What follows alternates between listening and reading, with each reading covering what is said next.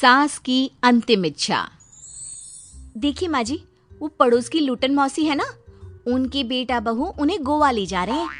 अरे क्या बात कर रही है बहू, उसके तो ना मुंह में दांत है ना सर पर बाल, क्या करेगी गोवा जाकर।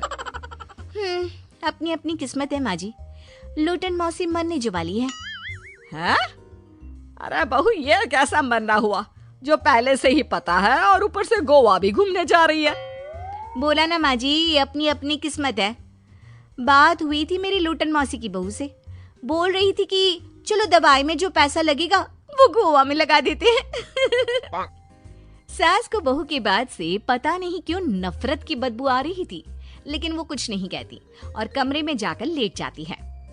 क्या बात है, लूटन के तो मजे ही मजे है। वैसे आइडिया बुरा नहीं है, थोड़े से पैसे लगाओ और सीधा गोवा की सैर। मैं भी चलती हूँ गोवा। अगले रोज सास तय वक्त पर उठती नहीं।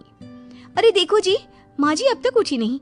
आज दूध वाले से दूध और काम वाले के लिए दरवाजा मैंने ही खोला है। अब कम से कम माँ जी का ये तो सुख है कि सुबह जल्दी उठना नहीं पड़ता। अरे बड़ी अजीब हो तुम, मेरी माँ सुबह से उठी नहीं है और तुम्हें चिंता दूध और काम वाली की है। अरे तुम्हें चिंता है ना, तो जाओ जाकर देखो क्या हो गया। वैसे मेरी किस्मत कहाँ लूटन मौसी की बहू जैसी। बेटे को माँ की चिंता होती है, वो सोचता है कि कहीं माँ की सांसें तो नहीं रुक गई और हमें पता ही नहीं चला। बेटा माँ के कमरे में जाता है और वहां जाकर, माँ क्या हो गया है तुम्हें? बेटा, लग नहीं रहा कि अब मैं बचूंगी, लल्लन डॉक्टर के पास ले चले। अरे कैसी बात कर रही है माँ, तेरी तबीयत सीरियस है और मैं तुझे लल्लन झोला छाप डॉक्टर के पास ले जाऊं? ना ना ना। अरे तो कहाँ ले जाएगा बता दे, वहाँ एडवांस दे दिया है मैंने, वो क्या कहते हैं, गूगल पे से। हैं? तूने क्यों पैसे दिए माँ? तुझे पता था क्या कि तू बीमार होने वाली है? सास को लगता है कि कहीं चोरी पकड़ी तो नहीं गई। वो हड़बड़ा जाती है और उसे पसीने निकलने लगते हैं। अरे माँ क्या हो गया, सर्दी में भी पसीने? लगता है तेरी तबीयत ज्यादा ही खराब है और लल्लन डॉक्टर पास ही में है, चल उसी को दिखा देता हूँ। माँ को लेकर बेटा डॉक्टर के पास जाता है, जहाँ माँ ने पहले ही पैसे देकर सेटिंग कर रखी थी। डॉक्टर के क्लिनिक में जाते ही डॉक्टर की ओवर एक्टिंग की दुकान खुल जाती है। हाय राम माँ जी, हे भगवान, अब तो कुछ नहीं हो सकता, ये तो मरने वाली है बेटा। हैं? ओए डॉक्टर है इसलिए इज्जत से बात करूंगा, नहीं तो मेरी माँ को देखे बिना ये बकवास करने के लिए तेरे मुंह में घूसा मार देता। अरे ना ना बेटा, ऐसे मत बोल, वो डॉक्टर है, उसे वो दिख जाता है जो किसी को नहीं दिखता। हाँ माँ, शायद तू ठीक बोल रही है। डॉक्टर क्या दिखा आपको? हमारे डॉक्टर जी, जिन्होंने पहले से ही माँ से बोलने के पैसे ले रखे थे।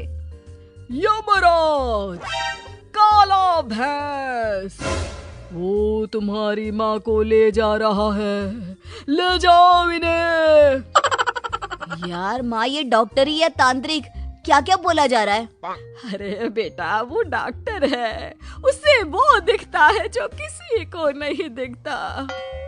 इनकी हर इच्छा पूरी करो, क्योंकि यम नहीं चाहते कि इनकी कोई भी इच्छा को अधूरी रखा जाए।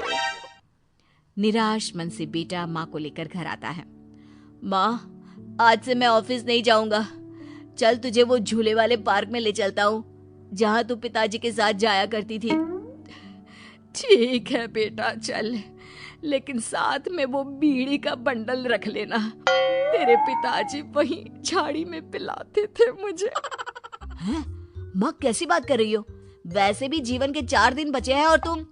अरे देख बेटा, ना पिलानी तो ना पिला, लेकिन सुना ना तूने डॉक्टर ने क्या कहा कि मेरी कोई इच्छा खाली नहीं रहनी चाहिए। अरे वैसे बेटा 4 दिन की जिंदगी है, न जाने कब मौत आ जाए। माँ के मुंह से मौत का नाम सुनकर बेटा गंभीर हो जाता है, उसकी आंखें लाल हो जाती है। वो माँ का हाथ पकड़ लेता है। माँ को भी लगता है कि उसकी मौज मस्ती कहीं बेटे को डिप्रेशन में ना डाल दे। देख, लल्लन का फोन आया था, बोल रहा था कि हो सकता है मौत ना भी आए, पर इच्छा पूरी करके रख दे। जब जाऊंगी तब तृप्त होकर जाऊंगी, क्यों? तभी बहू की आवाज आती है, माँ जी आपकी फेवरेट गट्टे की सब्जी बनाई है। सास खाने के टेबल पर जैसे ही बैठने वाली होती है, बहू उनकी चेयर पीछे करती है और प्यार से बिठाती है। बहू शांत हो जाती है। वो माँ को बस देखती है और उनकी हर बात मानती है। रात को जब सास सोने जाती है तो, माँ जी मैं आपके पैर दबा देती हूँ, आज आप डॉक्टर के पास गई थी, थक गई होंगी ना। बहू का प्यार देखकर सास को हैरानी होती है। वो समझ नहीं पाती कि जो बहू उनके मरने को अपना भाग्य बताती थी, वो आज जब सास मरने वाली है तो दुखी क्यों हो रही है। क्या सोच रही है माँ जी? यही ना कि मैं ऐसा क्यों कर रही हूँ। माँ जी मैंने आपको हमेशा अपनी माँ माना है। माना आपसे नाराज होती थी, परेशान होती थी, आपकी बातें चुभती थी, लेकिन यकीन माने प्यार बहुत है आपसे मुझे। सास बहू को गले लगा लेती है। अरे तू क्यों मोह में डाल रही है? आज नहीं तो कल मुझे मरना ही है ना। बहू रोने लगती है और वहां से चली जाती है। अब तो सास आए दिन कोई ना कोई डिमांड करती जिसे बच्चे पूरा करते। मुझे ना वृंदावन जाना है, कृष्ण की नगरी देखने। जी माँ जी हम आपको लेकर चलेंगे। माँ मैं कल ऑफिस से छुट्टी ले लेता हूँ। बेटा अब आए दिन छुट्टी लेता और माँ को घुमाता फिराता। एक दिन बॉस कहते हैं, रमन क्या बात है, मैं देख रहा हूँ पिछले 1 महीने से तुम ना काम करते हो ना दाम, बस सारा दिन इमोशनल से बैठे रहते हो। ऐसे में तो कंपनी तुमको और नहीं रख पाएगी। मैं खुद ही नौकरी छोड़ने की सोच रहा था बॉस। वो क्या है कि माँ का आज नहीं तो कल कभी भी देहांत हो सकता है। इतना कीमती समय मुझे तो पल पल उनके साथ रहना होगा। पता नहीं कब वो मुझे छोड़कर चली जाए। और बेटा नौकरी छोड़ देता है। माँ मैंने नौकरी छोड़ दी है, आज से मैं तेरे पास रहूंगा। माँ जी मैंने भी बच्चों का नाम स्कूल से कटवा दिया है, अब हम सब आपके पास ही रहेंगे और आपकी सारी इच्छा पूरी करेंगे। अब सास को लगता है ये तो कुछ ज्यादा ही हो गया। अरे बेटा नौकरी नहीं करेगा तो खाएगा क्या? बच्चे स्कूल नहीं जाएंगे तो साल बर्बाद हो जाएगा। वो समझ नहीं पाती कि क्या करे, कैसे ये ड्रामा खत्म करे। बेटा बहू तुम लोगों से एक बात करनी थी। देखो मैं ना बहुत शर्मिंदा हूँ, मैंने झूठ बोला था, मुझे कुछ नहीं हुआ है। वो तो ये बोलकर सास सारी बात घर वालों को बता देती है। ओ माँ सच्ची? हे भगवान मैं जानता था माँ को कुछ नहीं होगा। वाह माँ जी ये तो बहुत अच्छी खबर दी, मैं तो हलवा बनाने जा रही हूँ। तुम लोग मुझसे नाराज नहीं हो? नहीं माँ जी हम बहुत खुश हैं कि आपके मरने की खबर झूठी है। माँ शायद मैं तेरे ठीक होते ही तेरा इतना ख्याल रख लेता तो तुझे ये नाटक करने की जरूरत नहीं पड़ती।